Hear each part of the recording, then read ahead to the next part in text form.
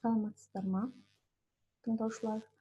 Бүгін сіздермен өтетін тақырыбымыз эндокрин жүйесінің аурулары бар пациентті тексеру әдістері. Эндокриндік жүйеге қанға өздерінің гормондарын бөліп отыратын ішкі секреция бездері жатады. Ол бездерге гипофиз, қалқанша безі, ұйқы безі, бүйрек үсті бездері, аталық безі, аналық жыныс безі, эпифиз, тимус жатады. Ең бірінші науқасты эндокриндік жүйесінің аурулары бар науқастарды тексеру әдістерін субъективті тексеру әдісінен бастаймыз. Оған паспорттық мәліметтер, науқастың шағымдары, анамнезис морби, анамнезис вита кіреді. Объективті тексеру әдістері қарау, пальпация, перкуссия, аускультация және қосымша тексеру әдістерін жүргіземіз. Лабораторлық және инструменталдық аспаптық тексеру әдістерін жүргіземіз. Ең әуелі субъективті тексеру әдісі, яғни эндокриндік жүйе ауруларының шағымдары зақымданған бездеріне байланысты әртүрлі болады. Диффузды токсикалық зобта жүректің қатты және шалысуы, қызба, дененің қызуы, тершеңдік, ашуланшақтық, іш өтуі болады. Феохромоцитомада қан қысымының көтерілуіне байланысты бас ауырады. Айқын әлсіздік, бұлшықет аденомиясы, созылмалы бүйрек үсті безінің жетіспеушілігіне тән. Гипотиреозда ұйқышылдық, көңіл бөлуінің төмендеуі, есте сақтау қабілетінің нашарлауы, тоңғақтық байқалады. Қантты және қантсыз диабетінде шөл, дәргеже шығу болады. Анамнезін жинаған кезде біз нені анықтауымыз керек? Яғни ауырған аурулары, туберкулез, созылмалы бүйрек үсті безінің жетіспеушілігіне әкеп соқтыруы мүмкін. Зобқа байланысты қалқанша бездің субтропиальды резекциясы гипотиреоздің дамуына себеп болады. Немесе пневмония, жедел кардиолит қалқанша бездің өткір қабынуының асқынуы мүмкін. Қант қантты және қантсыз диабетінің диффузды токсикалық зобтың семіздіктің дамуына да маңызы зор. Науқастың мекен-жайына байланысты дамитын аурулар аумақта йод жетіспеуі эндемиялық зобтың дамуына әкеп соқтырады. Объективті тексеру кезінде не анықтаймыз, яғни жалпы қарау кезінде науқастың бет-әлпетіне қараймыз. Экзофтальм болуы мүмкін, көзінің шарасының шығуы диффузды токсикалық зобта кездеседі. Маска тәрізді және мимикасы жоқ бет, кішірейген көз, гипотиреозда және мұрын, ерін, құлақтың үлкеюі, аяқ-қолдың акромегалияда байқалуы мүмкін.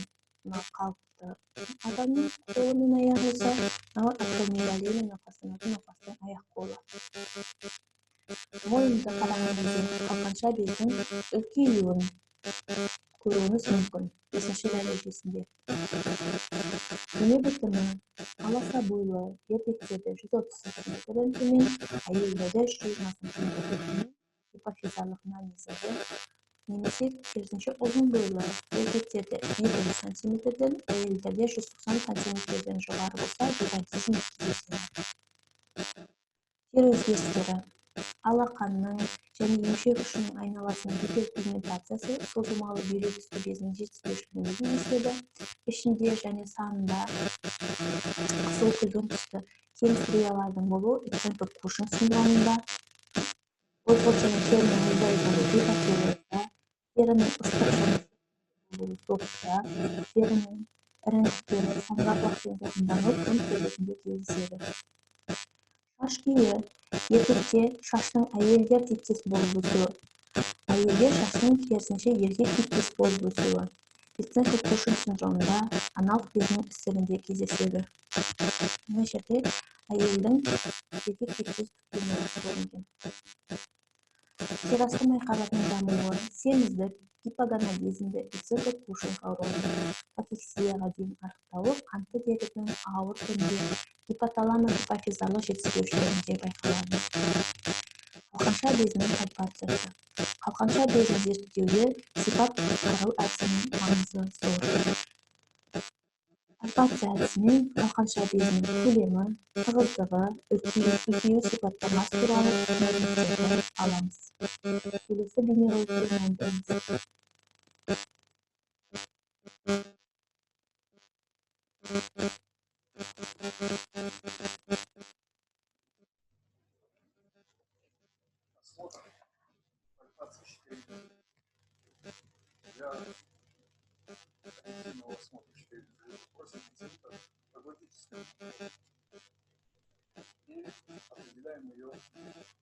смещение. Есть какое-то смещение? Для пальпации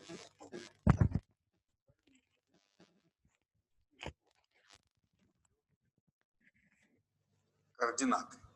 У мужчин легче ее пальпировать. Хирурги пальпируют всегда спереди. Есть пальпация сзади, но это для терапевтов, для эндокринологов. Пальцами мы, хирурги, пальпируем большим пальцем, учитывая, что площадь соприкосновения с кожей больше. Находим для ориентировки щитовидный хрящ, затем находим перстневидный хрящ, вот он. И ниже перстневидного хряща, вот он перешеек.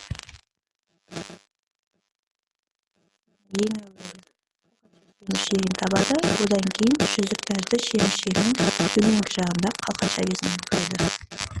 Вот таких движений делать.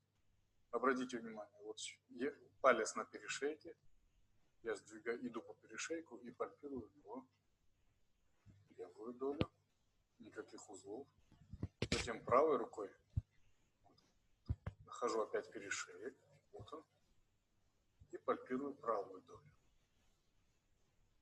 Правая доля, она всегда больше, чем левая. Никаких узлов, слава богу, у вас нет.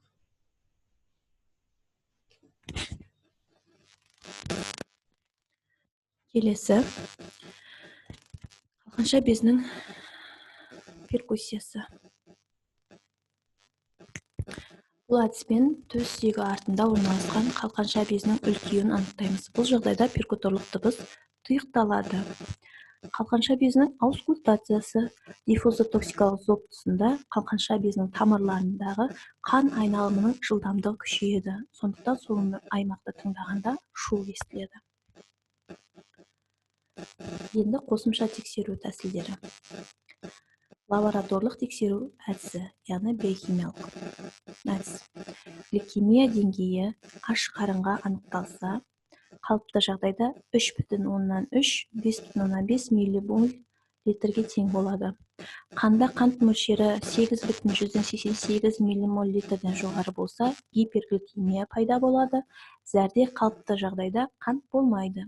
Қантты диабетінде зәрде қант пайда болу глюкозурия деп аталады. Қантты диабетті анықтау үшін глюкоза толеранттық сынақ жүргізіледі. Науқасқа 75 грамм мөлшердегі глюкозаны қабылдайды. Гликемия мөлшерін 3 рет анықтайды. Глюкоза қабылдағаннан кейін 1 сағат және 2 сағаттан кейін сау адамдардың қандағы қант мөлшері 2 сағаттан соң қалпына келеді. Егер диабет болса, онда 1 сағаттан соң гипергликемия дамып, 2 сағаттан соң сол деңгей сақталады. Қалыпты жағдайдағыдан жоғары болып қала береді. Ал диабет ауру белгілер болмаса, гликемия деңгейі 2 сағаттан соң бастапқы қалпына келеді. Келесі радиоиммундық зерттеу. Қанның құрамындағы гормондарды анықтайтын әртүрлі әдістер бар. Олардың ішіндегі радиоиммундық зерттеу әдістері соңғы жылдары кеңінен қолданылуда.